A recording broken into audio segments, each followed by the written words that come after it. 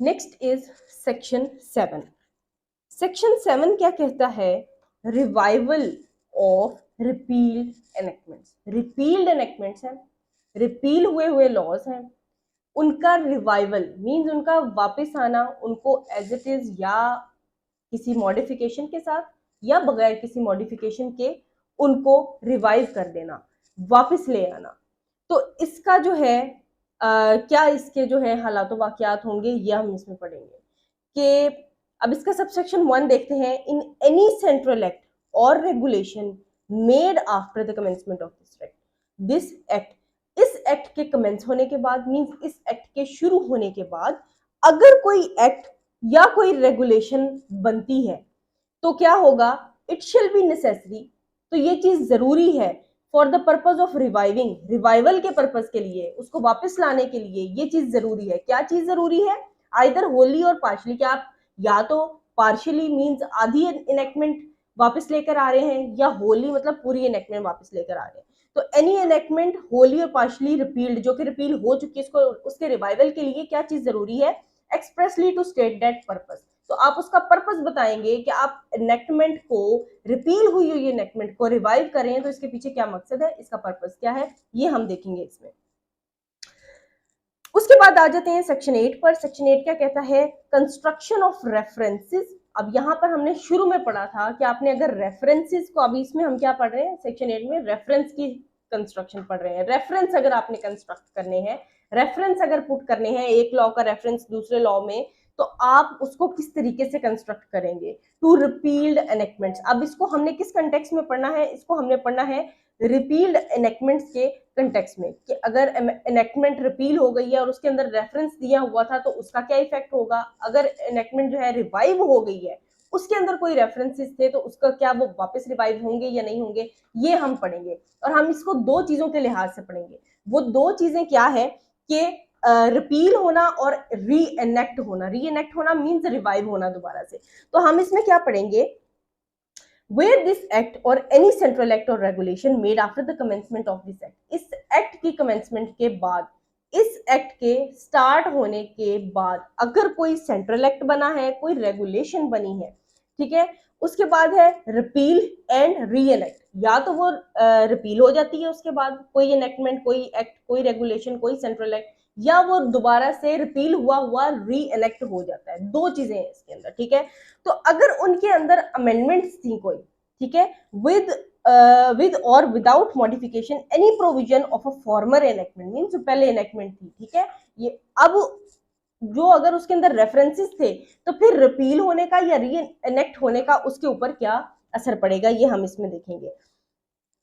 Then the references in any other enactment or in any instrument to the provisions so repealed shall, unless a different intention appears, be construed as reference to the provisions so repealed.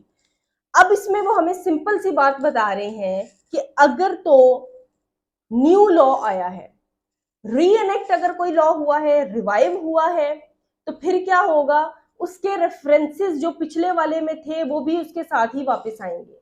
पुराना act जो है, जो कि repeal हुआ हुआ था, वो revive हुआ है, तो उसके रेफरेंसेस जो उसमें दिए हुए थे, जैसे अब जनरल क्लॉजेज एक्ट है, जनरल क्लॉजेज एक्ट में डेफिनेशन में अबेटमेंट की डेफिनेशन बताई हुई है, उन्होंने रेफरेंस दिया हुआ है कि इस एक्ट के अकॉर्डिंग अबेट की डेफिनेशन वही है जो पाकिस्तान पीनल कोड में बताई हुई है। रेफरेंस आ गया दूसरे एक्ट का। अगर अब ये general clauses act for example वो रिपील कर देते हैं और बाद में इसी को री एनेक्ट कर देते हैं, रिवाइव कर देते हैं, तो इसके रिवाइवल के साथ इसके अंदर जो रेफरेंसेस दिए हुए हैं, जो डेफिनेशन में अबेट की डेफिनेशन दी हुई है, जो कि पाकिस्तान पीनल कोड का रेफरेंस उन्होंने दिया हुआ है, वो भी इसी के साथ वापस आएगी। और अगर कोई एक्ट जो है रिपील कर दिया उन्होंने और कोई न्यू एक्ट बना दिया है, कोई रिप्लेस कर दिया उसकी जगह पर, तो उस न्यू एक्ट आने के साथ साथ उसके अंदर जो रेफरेंसेस हैं वो भी न्यू आएंगे। ये है कंस्ट्रक्शन ऑफ रेफरेंसेस के रेफरेंसेस को कंस्ट्रक्ट कैसे करना है। अगर एक्ट कोई रिपील हुआ था, दोबारा से रिवाइव हुआ है, तो पुराने वाले एक्ट के रिवाइवल के साथ उसकी जितनी भी जो है रेफरेंसेस हैं वो भी साथ में वापस आएंगे। और अगर कोई न्यू एक्ट बना है, पुराना खत्म हो गया है, रिपील हो गया, एक न्यू एक्ट बना है, तो उसके अंदर उसके रेफरेंसेस भी जो है वो नए सिरे से कंस्ट्रक्ट किए जाएंगे। उसके बाद आ जाते हैं सेक्शन 9 पर, commencement and termination of time. अब किसी भी लॉ में किसी भी जो लॉज पाकिस्तान में बने हुए हैं, किसी भी लॉ में अगर किसी चीज का टाइम मेंशन नहीं किया हुआ कि किसी चीज का टाइम जो है वो कमेंस कब होगा, मीन स्टार्ट कब होगा, और उसका टाइम जो है वो टर्मिनेट मीन खत्म कब होगा, तो इस सेक्शन के अकॉर्डिंग उसको डील किया जाएगा। उसको जनरल क्लॉजेज एक्ट बताएगा कि टाइम पीरियड कब से स्टार्ट होगा, कमेंस होगा और कहां पर वो खत्म हो जाएगा। तो इसमें वो क्या बात बताते हैं, इसके अंदर इन्होंने दो वर्ड्स यूज किए हुए हैं। वो दो वर्ड्स कौन से हैं, एक है फ्रॉम और दूसरा है टू। फ्रॉम का मतलब है कमेंस, मतलब यहाँ फ्रॉम से के कंटेक्स्ट में अगर हम देखें तो यहाँ वो कमेंसमेंट की बात कर रहे हैं कि एक एक्ट जो है वो कमेंस कब होगा, टाइम पीरियड जो है वो यहाँ पे आ रहा है। इन एनी सेंट्रल एक्ट और regulation made after the commencement of this act, अगर इस जनरल क्लॉजेज एक्ट की कमेंसमेंट के बाद कोई एक्ट बना है, कोई रेगुलेशन बनी है, तो इट शैल बी सफिशिएंट, तो ये सफिशिएंट होगा क्या, for the purpose of excluding the first in a series of days or any other period of time to use the word from। अब टाइम पीरियड कैलकुलेट करने के लिए from का जब वर्ड यूज हो रहा है कि फ्रॉम स्टार्टिंग है ना, कि इस टाइम से ये शुरू हो रहा है, फ्रॉम दिस टू दिस, ठीक है, ये इन्होंने डेट बताई है, from this date to this date. अब जो फ्रॉम की है, उन्होंने कहा है जो फ्रॉम का वर्ड जहां पर लिखा आ गया है ना कि ये यहां से स्टार्ट होगा, फ्रॉम का वर्ड लिखा आ गया है, तो फिर वो वहीं से स्टार्ट होगा, उससे जो पिछली सीरीज ऑफ डेज थे, ठीक है, वो सारे के सारे एक्सक्लूड हो जाएंगे। यहाँ पर एक्सक्लूड करना और इंक्लूड करना, ये दोनों चीजें आपने साथ मेंशन करनी है। फ्रॉम का जहां पर वर्ड आएगा मींस वो कोई चीज कमेंस हो रही है, उससे जो पिछली दिन होंगे सारे वो क्या हो जाएंगे, बीच में से एक्सक्लूड हो जाएंगे। अब दूसरी बात क्या है, टू, टाइम पीरियड टर्मिनेट कब हो रहा है।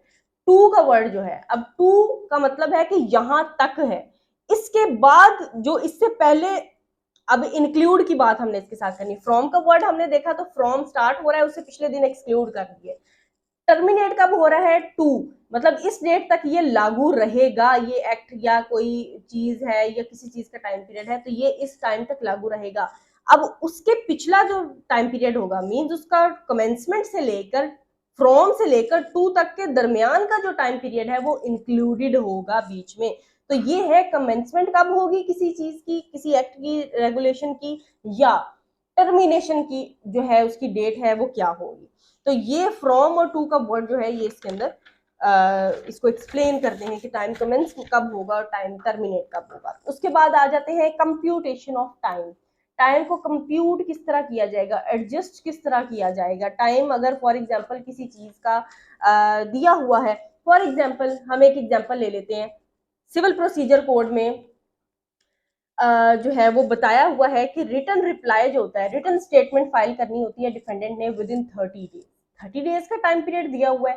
अब अगर फॉर एग्जाम्पल 29 डेज गुजर गए हैं, लास्ट डे पे उसने अगर देनी थी, रिटर्न रिप्लाई देना था, रिटर्न स्टेटमेंट देनी थी, लास्ट डेट थी ना, उस डेट को अगर स्ट्राइक हो जाती है कोर्ट में, अदालतें बंद हो जाती हैं, कचहरी बंद हो जाती है, नई कार्रवाई किसी किस्म की भी हो सकती, तो फिर वो जो लास्ट डे उसका जाया हुआ है वो उसको कंप्यूट किया जाएगा। कैसे कंप्यूट किया जाएगा कि 29 डेज तो उसने ऑलरेडी गुजार लिए हैं अपने, उसको जिस दिन नेक्स्ट डे कोर्ट ओपन होगी, जिस दिन दोबारा अदालतें खुलेंगी, उस दिन जो है वो एक दिन जो स्टार्टिंग डे होगा ना उस दिन का, मतलब जिस दिन स्ट्राइक एंड हुई है नेक्स्ट डे जो है वो नॉर्मल रूटीन में आ गए हैं सब, तो वो जो दिन होगा वो उसको दिया जाएगा, वो उसका एक एक्स्ट्रा डे, वो टाइम पीरियड कंप्यूट हो गया, ठीक है।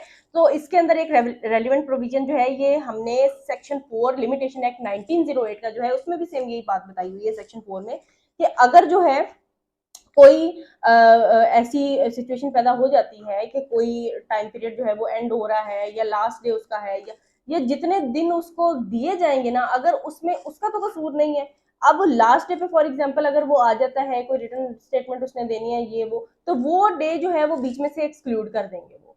क्यों, क्योंकि जिस दिन फॉर एग्जांपल दोबारा से कोर्ट्स जो हैं वो ओपन होंगी तो फिर उसका वो टाइम पीरियड वहां एडजस्ट किया जाएगा और उसको कंप्यूट किया जाएगा वहां, और वो एक दिन उसको दिया जाएगा दोबारा, और फिर 30 डेज का जब टाइम पीरियड पूरा होगा, अगर फिर भी वो रिटर्न रिप्लाई फाइल नहीं करता तो फिर उसका राइट क्लोज हो जाएगा।